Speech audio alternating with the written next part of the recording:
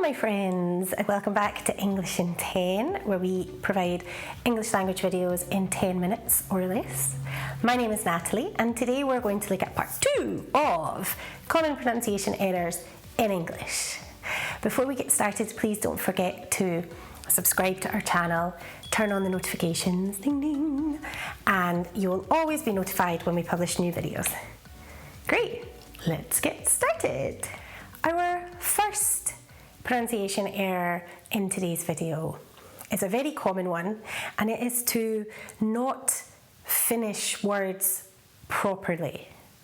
It's very common in other languages to say a word and drop off some of the word at the end, to not pronounce the whole word. But in English, it's really important to pronounce the whole word. For example, a very common error for Spanish speakers when they're learning at the beginning is to not finish the word from properly. So when you learn to say, "Where are you from?" it's very common for people to say, "Where are you from? Where are you from?" Right? You have to close your mouth at the end and pronounce the consonants properly. It's really important for us to understand you well. All right. Excellent, that one's easy, isn't it? Let's go to number 2. Our second pronunciation error for today's video is how to pronounce ED on the end of past simple verbs. Now there's lots of rules, because it's English, there's lots of rules, but I will make a separate video all about that because it will take too long. Today, we just want to look at verbs that end with T and D. To want, to end, to halt, for example. So when we make these verbs into the past simple, we add ED. It's very common, and I understand why. It's very common for learners to pronounce that wanted, ended, halted, because it seems like it makes sense. But this is English, and we don't like it to make sense. So, any verb that ends in T or D, when we add ED, we pronounce it id. Wanted, ended, halted.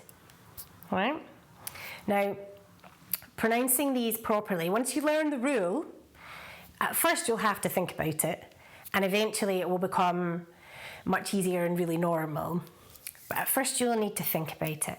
But once you pronounce them properly, it will make such a huge difference to your English. It will make it sound so much better, so much more native and natural. So try and focus on any verb that ends with T or D. You pronounce the ED as id, not ed, id. Wanted, ended, halted. All right, excellent. Let's move on to number 3. Number 3 is an easy peasy one. It's a short one. It is the pronunciation of the word law and other words with this vowel consonant combination. So law, the study of law, to be a lawyer, is often pronounced lao by learners. Lao. Because you don't pronounce English as you read it, it can be quite confusing. So it looks like lao, but it is law. The same as the word awkward. That AW, we say aw. So law, awkward. All right. I told you that was a short one.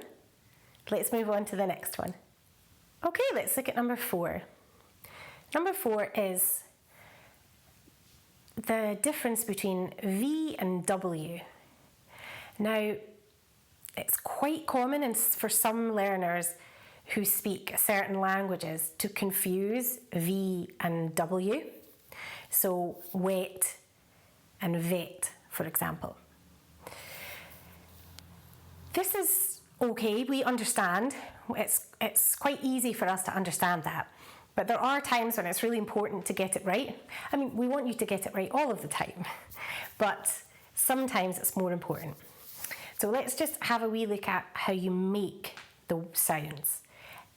If you've seen the last video, part 1, I talked about the difference between V and F, but I will just mention quickly how to make V. So you have to put your top teeth on your bottom lip very gently, v, and then from your vocal cords you blow air, v, and then release. It should make your lips vibrate, it should make them shake. V, V, vet. So all practice together with me the word vet. Are you saying it? Are you saying it? Vet. Okay. W is a w, w, wet. So for this one, no teeth, you just make your lips into a wee circle. Wet, wet. Okay? So practice with me. Vet, wet, vet, wet. Okay. Our last pronunciation difficulty for today is this word, able. Now, when you see this word, you pronounce it able. But when it's on the end of other words, we pronounce it differently. So instead of able, it becomes able. Countable, comfortable, profitable, suitable. It's very common for people to pronounce it suitable, countable, and like all the other examples, it makes perfect sense, and I understand why you would do it, but we just need to learn that when we add able to the end of other words, it becomes able, countable, countable, profitable, comfortable. All right? We change that able to able. Easy peasy. Just need to practice and be aware of it whenever you see them. And in no time at all, you'll be pronouncing things exactly like a native. Just takes a little time, slowly but surely, we'll fix these little pronunciation errors that are stopping your amazing English from sounding even more amazing.